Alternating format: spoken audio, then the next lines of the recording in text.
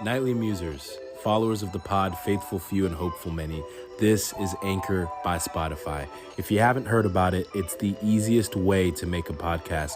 It's the very platform that allows me to give you what I give you on the nightly. So let me explain.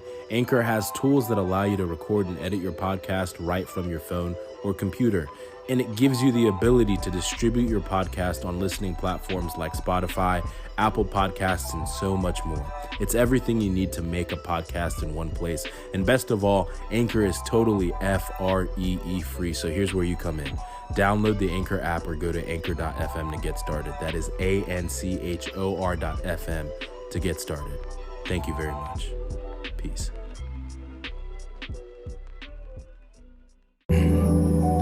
Good evening, Knightly Musers. This is your host, Tinayeshe, and this is the Knightly Muse podcast, brought to you by me and serenaded by Low Fly Productions. Shout out Josh Buick and Low Fly Productions. You should check out his music. You should check out his Instagram. Yes, I'm going to be obnoxiously plugging this person every episode because it means so much to me that he did this for me. So, let's get to it. Following the trend of shows, one of the things, which is kind of life in betweenish, I don't know if we've delved into this topic yet, but we definitely touched on it with representation. One of the things growing up in a society where you are the minority, you don't notice how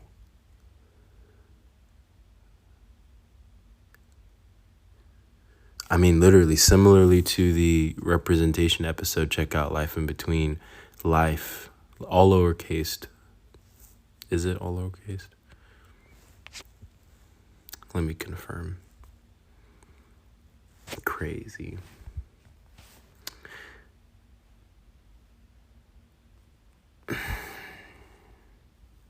It'd be your own. Trying to plug your own podcast, your other podcast, and then forgetting how it's done. I should be ashamed of myself. Life in Betweeners. Apologies. It's all lowercase. No, it is not. Capital L, capital I, capital B. Life. And in between, it's one word. So life space in between. My gosh. You do 28 episodes and then you forget. We still need to finish season 1, but Tevez is in Zimbabwe right now having the time of his life. So that is my conjecture. But I'm assuming he's having a momentous occasion in Zimbabwe. Zimbabwe reconnecting with the culture. Representation. You don't notice how much representation matters until you get well represented. And it doesn't mean well represented across the board. That just means well represented in one instance, which is the life of a minority. And it's not like a plight or a suffering. I think in some instances people can try harder to make sure that there is good representation. But honestly, like, good representation in some instances has to do more with ratio than it does like unanimity, I guess, in the sense that, like, me having an all black coaching staff, predominantly black coaching staff when I did track, an anomaly when you talk about the school's ratio. You talk about the ratio of the track team. I mean, it might have been maybe 50-50, but it was, there were a lot of black kids on the team. And the sport itself, is largely dominated by African-American talent or African talent, depending on the event. We're talking Olympics, but, basketball, football, track, etc. My wings timer is going off because I'm making food really late at night. I shall return. They were not ready, they just needed to be flipped. Anyway, to return. Also, one of the things I'm shamelessly arrogant about is the fact that I'm a pretty bomb cook. My repertoire is not expansive, but what I do know how to cook, I cook well. And the culture I season off book. You know, I don't need them ingredients. I don't need them. I mean, unless I'm trying to actually follow a recipe. You season to feel. You season to taste. But anyway, representation track. You know, I was going off on a tangent when it came to sports that are dominated by African American or black talent in general. But really, what I meant to say was, you know, you think about a school's demographics and you would want the staff or, you know, your church or your organization to mirror that of you want your staff to mirror who you serve. You want your staff to reflect the people that you're impacting every day. And if it's your student body and it's 70-30, then maybe staff should be 70-30. And one of the things that you do see is that that's not the case. So that is the problem. But being underrepresented in general, that's where the problem comes. But in general, like, being a minority means that you're just not, unless you're in an area where you grew up densely populated with people that look like you just don't get a lot of opportunities to grow and be with people like you. And being a minority from in the diaspora means that's even fewer, which lends for a podcast with your friend, because we literally, you know, we have very similar life experience. When, for those who don't know, diaspora is basically anywhere that isn't your native country. And technically America is my native country because I was born here, but my country of heritage is Zimbabwe. So the diaspora for Zimbabwe it's really anywhere that's not Africa, because it's really the African diaspora, but you can call it anywhere that's not the country of origin. And so primarily for Africans, it's UK, Australia, America to a lesser degree, but mainly Europe and Canada. And so for me growing up, I mean, I just didn't have a lot of opportunity to be with people that looked like me, let alone lived like me. And so I've been blessed to find that through friendships. But one of the things that I thought was super intriguing was that I just started watching this old show called Living Single. And shout out Queen Latifah and the rest of the cast, because I don't remember their names right now, but I remember their cast names, but not their actual names. Regine, Max, Khadijah Sinclair, Overton, and Kyle Barker. That show, like, I just undervalued what it was like to see a show that matches the sense of humor of the culture that I'm around. Not just representation of people that looked like me. And that's a result, it's a byproduct of having people that look like you on screen. But when I watched Black Panther for the first time, one of the byproducts in a positive way was that those little African jokes, those little moments, even though, you know, there were Africans in the cast, and Chadwick Boseman is not, rest in peace, he's not African the way that I am. And his delivery, the amount of work he put in to make his accent sound the way that it sounded and sound pretty realistic, and all of that, and the jokes within that made it more enjoyable because it felt closer to home. It's very simple. You don't even have to make it a race related. You bring a northerner down to the south, they might think the accent is funny or the jokes are funny sounding, but it's gonna hit different when two southerners are together and they're just riffing off of each other because they understand the culture. You can boil that down to two charlatans, boil that down to people of the same age, right? They're just different things that people in your same era, if it's your area of living, if it's your sphere of influence, people that know you or know the life that you've lived, whenever you can draw similarities there's common ground, and some of that common ground is in sense of humor. And yeah, I was just thinking about how impactful it's been.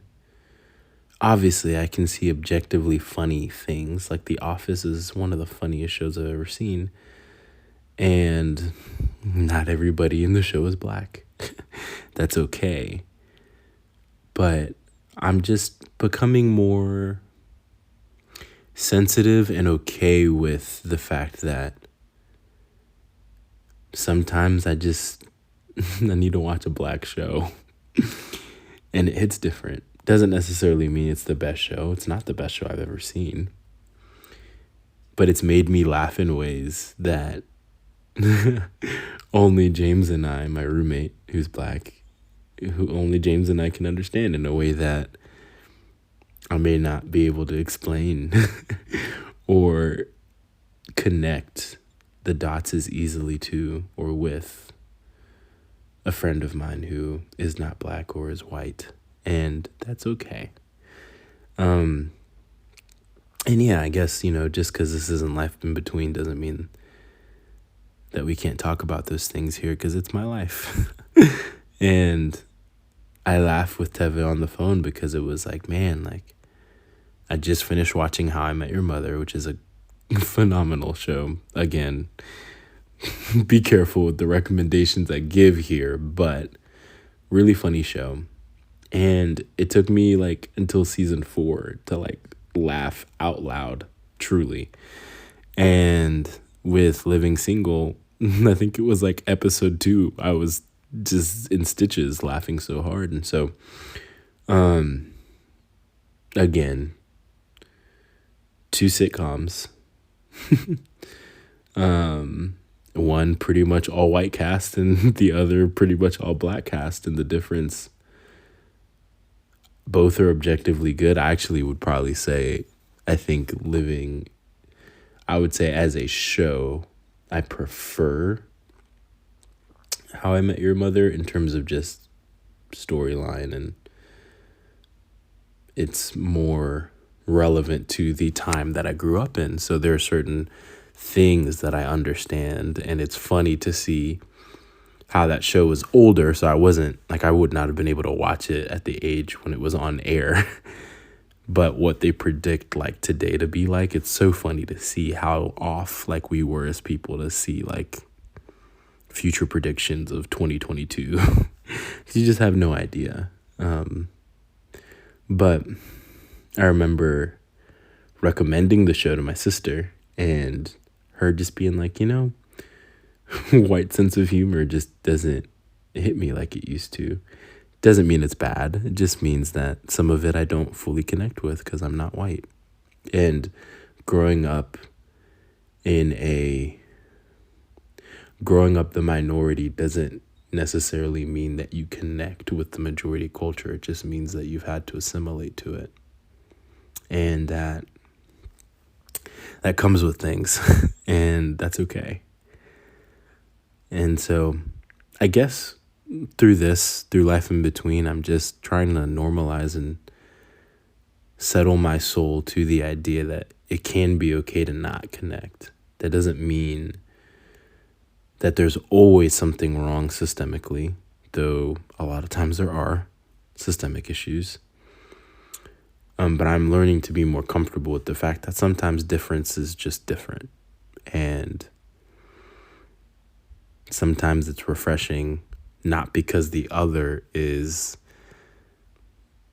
not life-giving or the opposite of refreshing. I can't think of the, like, spoiling, I don't know, but you know what I mean. It's not tiresome or a chore, to watch why people have come out with great stuff. But to be able to appreciate something from the point of view, from the reference of a culture that I vibe with a little more, sometimes is just what you need. Just the thing you need. And I hope that whatever connection that we have, Knightly Muser and myself, whether it's the waxing poetic about things that are not that big of a deal, or the general musings of life, whatever it is, music, shows, faith, I hope that we can make meaningful connections. And honestly, I think that's the beauty of diversity, is the fact that there are so many different ways for you to find connecting points with people. And it's a powerful thing. So I hope you enjoyed this show, this podcast about a show that I like a lot, following a previous podcast about a show that I also like a lot. Enjoy episode 14. We've got 2 weeks of content officially. Also wild to think about the fact that every episode that I have done basically basically it's, I sometimes, I can consolidate. You kind of have to record ahead for something like this. So it didn't air on day 4. I didn't record and edit and air it on day 14. That would be a lot of work that I just don't have the capacity for. But it's not too far off because I kind of do it in spurts. So enjoy episode 14. I guess this is our 2-week anniversary. I hate week anniversaries and month anniversaries. The point of an anniversary is that it happens once a year. Month anniversary, I think I hate the least, just because the anniversary, I don't know where that comes from, but it's annual, right? And so it's anyway, this is just me being irritated because I'm single. Let's be real. Boom. Mic drop. We're just gonna leave it there, and I love you guys. Like I said, shout out Low Fly, no W. I don't know why I said that. Shout out Low Fly Productions, Josh Buick. We always appreciate you. I'm gonna find a catchier way to plug you every time.